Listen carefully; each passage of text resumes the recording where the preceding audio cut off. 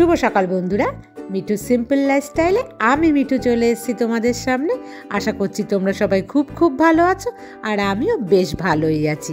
আর একটা নতুন ব্লগ একেবারে তোমাদেরকে সাথে নিয়ে শুরু করছি। আর এখন ঘড়ির কাঁটাতে সকাল 9টা বাজে। এই সকাল 9টা থেকে ননস্টপ যে আমার কাজ সংসারের, সেই সমস্তটাই কিন্তু তোমাদের সাথে আজকে আমি শেয়ার করতে চলেছি। আশা করছি তোমাদের ভালোই লাগবে, তো তোমরা কিন্তু আমার সাথেই থাকো, স্কিপ না করে পুরো ভিডিওটা দেখতে থাকো। আজ ব্রেকফাস্ট হেলদি নিয়েছি। হেলদি ব্রেকফাস্ট শরীরের জন্য ভালো, আমরা প্রত্যেকেই জানি। তবে হেলদি ব্রেকফাস্ট কিন্তু একদমই আমরা বাঙালিরা বিশেষ করে পছন্দই করি না। হেলদি ব্রেকফাস্টে পেট ভরে গেলেও মন আমাদের ভরে না। যাই হোক বন্ধুরা, মন আমার না ভরলেও পেট আমার ভরে গেছে। আমি এই মাটির মটকাটাকে নিয়ে পেছনে চলে আসলাম। আজ ভেবেছি এটাকে ধুয়ে দিই ভেতরটা খুব ভালোভাবে। সপ্তাহে অন্তত একদিন এটাকে খুব ভালোভাবে পরিষ্কার করতেই হয়, নাহলে যদি পুরনো জলের মধ্যে নতুন জল আবার নিতে থাকি, এতে কিন্তু জল থেকে টাইফয়েড হতে পারে, নানা রকম জলের যে রোগগুলো হয় সেটা হতে পারে, সেই কারণে পাল্টানো। তবে ঠান্ডা পড়ে গেছে, এখন আর এই মাটির মটকার মধ্যে জল রাখার প্রয়োজন নেই। তবে জল কালেক্ট করে রাখার জন্য আমার গরমকালে এই মাটির মটকাটা ইউজ করি, আর শীতকালে একটা যে প্লাস্টিকের জার হয় না, জল আসে যে, সেই জার রাখা আছে, তার মধ্যে জল কালেক্ট করি। সেই প্লাস্টিকের জারটা ওপরে তোলা আছে। আমি পারতে পারবো না, ওর বাবা যখন আসবে তখন আমি ওই জারটাকে নামিয়ে নেব, আর এই মাটির মটকাটাকে তুলে রেখে দেব। আবার যখন গরমকাল আসবে তখন কিন্তু আমি এই মাটির মটকাটাকে আবার নামাবো। আর আমি জানো তো, এই মাটির মটকাটাকে 2 বছর ইউজ করি, তারপরে আর জল ঠান্ডা থাকে না। এই যে কার্পেটটাকে ধুয়ে দিয়েছিলাম, হালকা কিন্তু একটু একটু ভেজা ভেজা ছিল, তো আমি এখন আবার সেই পেছনে নিয়ে আসছি। রোদ আসেনি, রোদ আসবে, আর রোদটা কি বলো তো, আসা যাওয়া করছে। যাই হোক, মেলে দিলাম, শুকিয়ে যাবে। আর ততক্ষণে দেখো এটার জলটা ঝরে গেছে ভেতরের। তোমরা হয়তো ভাবছো মাটির মটকায় কেন জল কালেক্ট করি, কি বলো তো, ওই পাইপটা দিয়ে না খুব সরু করে অল্প অল্প জল পড়ে। ওই 4-5টা বা 6টা যে কটা বোতল আমি ভরবো, অতক্ষণ দাঁড়িয়ে থাকার ধৈর্য আমার নেই। আর বারবার তাহলে অ্যাকোয়াগার্ডটাকে খুলতে হয়, সেই কারণেই কিন্তু জল কালেক্ট করে রাখি, আর ওখান থেকে জল নিতে ভীষণই সুবিধে হয় তাড়াতাড়ি। আর মধুমিতা আমাকে বলেছিল তুমি কখন পুজো দাও, কি করো, একটু দেখাতে। তো বন্ধুরা, আমি কিন্তু তোমাদেরকে সেটাই দেখাচ্ছি। আমি এখন স্নান করে একদম পুজো করে, মানে নিচেই স্নান করে নিয়েছি, তারপরে পুজো দিয়ে দিচ্ছি, দিয়ে তারপরে কিন্তু উপরে গিয়ে আজকে এর পরের কাজকর্মগুলো করব। আমি ঠাকুরকে 3বার পুজো দিই। সকালে একবার এসে দিয়ে যাই, ওটা বেশ অনেকটা সকালেই কিন্তু আমি করি। আর তারপরে জানো তো, দুপুরবেলার দিকে দিই।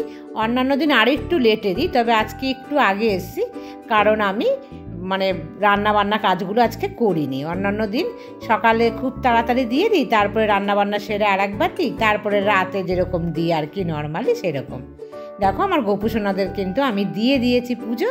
তো এখন আমি তাদেরকে একটু জল দিয়ে বসিয়ে দিয়ে আমি যাচ্ছি, বলছি গোপুসোনা আমি চললাম ওপরে রান্নাবান্না করতে। তো চলে আসলাম ওপরে। দেখো মাছ আগেই কিন্তু আমি ফ্রিজ থেকে বার করে রাখি, ঘুম থেকে উঠে, এটা আমার একটা ডিউটি।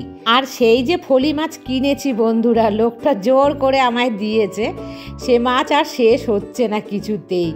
আর আজকে 3 পিস নিয়েছি। কেন নিয়েছি পরে বলছি তোমাদেরকে।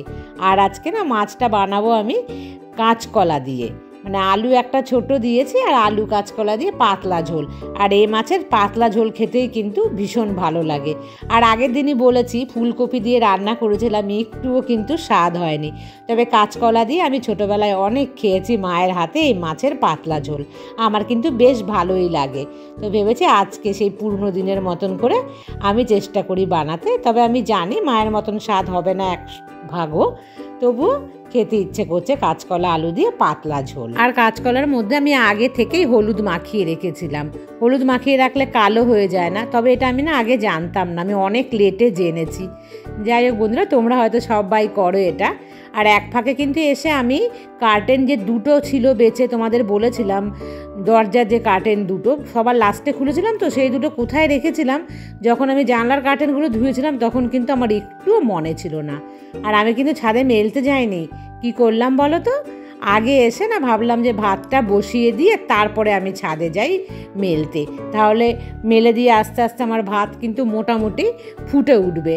আর ফুটে উঠলে আমার অনেকটা কাজ কিন্তু এগিয়ে যাবে, মানে 10-15 মিনিট তো ধরো লাগে ফুটতে, আর তার মধ্যেই আমি ওই কার্টেন দুটো মেলে রেখে চলে আসব। আর এই যে থালাটা ধুচ্ছি, এই থালাটার মধ্যে মাছের ঝোলটা ঢালবো। তো একটু ভালোভাবে ধুয়ে রেখে তারপরে আমি ওপরে চলে আসলাম কার্টেন দুটোকে নিয়ে।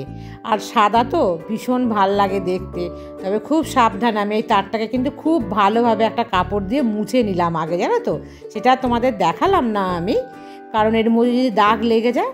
আর আজকে ছাদে এসেছি না, ভীষণ হাওয়া দিচ্ছে, দেখো আমি একটা ওড়না জড়িয়ে রেখেছি গায়ের মধ্যে, একটু একটু কিন্তু ঠান্ডা লাগছে ছাদে আসাতে। আর এই গাছগুলোর মধ্যে একটু একটু করে আমি জল দিয়ে দিচ্ছি। আগেই বলেছি যে এই গাছগুলো ছাদে আসাতে না বেশি ভালো থাকছে, ঘরের মধ্যে কিন্তু একদম ভালো হচ্ছিলই না গাছগুলো। যতই বলুক যে ইনডোর প্ল্যান্ট, আমি দেখেছি যে আমার যেহেতু জানলা টানলা বন্ধ থাকে বেশি, আর গরমকালে ছিল গাছ, তখন কিন্তু আমার অনেক এসি চলছিল ঘরের ভেতরে, সেই কারণে গাছগুলো একদম অবস্থা খারাপ হয়ে গেছিলো। যাই হোক বন্ধুরা, সমস্ত গাছে কিন্তু আমি জল দিয়েছি, সবটা শেয়ার করিনি তোমাদের সাথে। আর তারপর চলে আসলাম, আসতেই দেখলাম যে ভাতটা ফুটে গেছে। আর মাছের ঝোলটাকে নামিয়ে আমি একদম টেবিলে নিয়ে রেখে দিচ্ছি। খাওয়ার সময় তো প্রায় হয়েই এসছেই, দেখো ভাত কিন্তু ফুটে গেছে।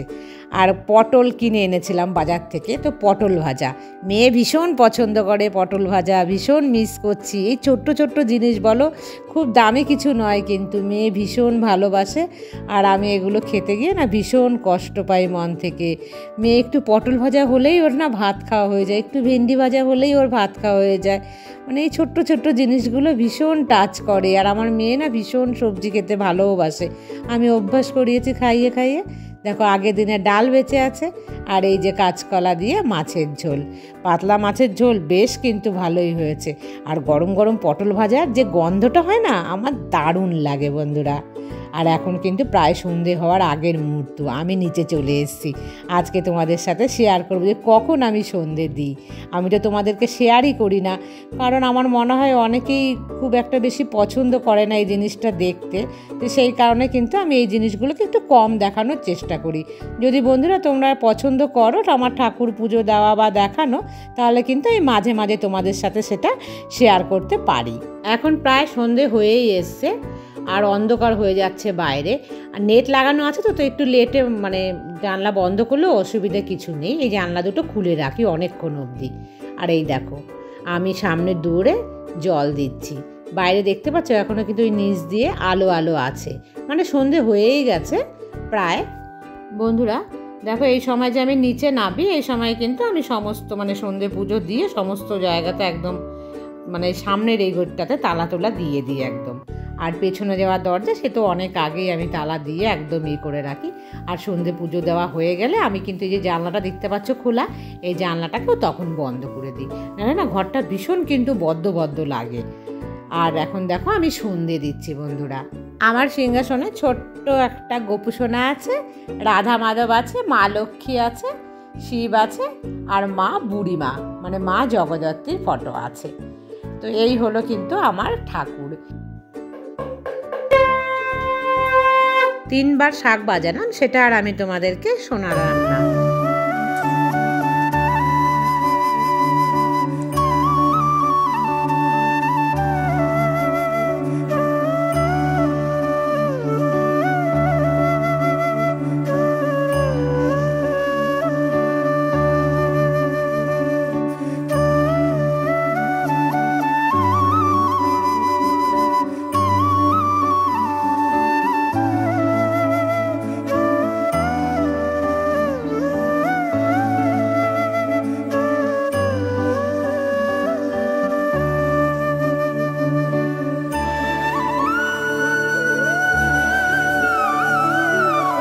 বন্ধুরা আমি কিন্তু ঠাকুরের ভোগ রাতে দিয়েছি, সেটা আর তোমাদের সাথে শেয়ার করিনি, জানো তো খুব হুটোপাটা করে আবার উপরে চলে আসলাম। আমি এখন কিন্তু রান্না বসাচ্ছি, দেখতে পেলে মুসুরির ডাল বসিয়েছি এর মধ্যে সেদ্ধ, কারণ কি বলো তো ওর বাবা আসছে, তো ওর বাবার জন্য আমি রান্না করছি। আর দুপুরবেলা তোমরা দেখেছিলে যে আমি 3 পিস মাছ নিয়েছিলাম, তো ভেবেছিলাম যে ওর বাবা যদি 1 পিস খায়, কারণ আসার কথা ছিল, বলছিল যে যেতেও পারি আবার নাও যেতে পারি, ঠিক নেই। তো আমি ভাবলাম যে ওর বাবার জন্য 1 পিস মাছ নিয়ে নিই। তবে ওর বাবা না ও মাছ একদমই খাবে না। ওর বাবা কোনো কাঁটাযুক্ত মানে বেশি কাঁটাযুক্ত মাছ একদমই খেতে পারে না। আর এই ফলি মাছটা ভীষণই কাঁটা।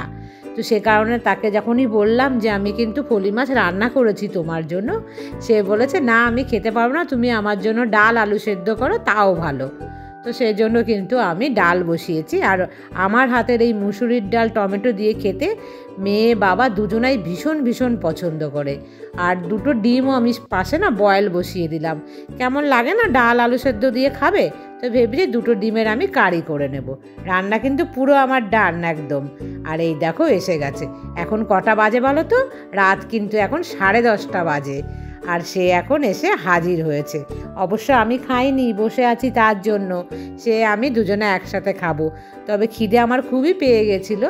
বেগুন ভাজা, ডাল, আলু সেদ্ধ আর ডিমের কারি করে দিয়েছি। ও খেয়ে নিয়েছে, আমিও খেয়ে নিয়েছি বন্ধুরা। আর এখন কটা বাজে বলো তো? প্রায় 11:10-15 মতন বাজে। এখন ব্রাশ করে একটু এডিটিং আমি করব, তারপরে কিন্তু ঘুমোতে যাব। তো বন্ধুরা আজকের মতন এই পর্যন্তই রাখছি। আবার দেখা হবে নেক্সট ব্লগে। ততক্ষণ তোমরা সবাই ভালো থেকো, সুস্থ থেকো, সাবধানে থেকো। টাটা।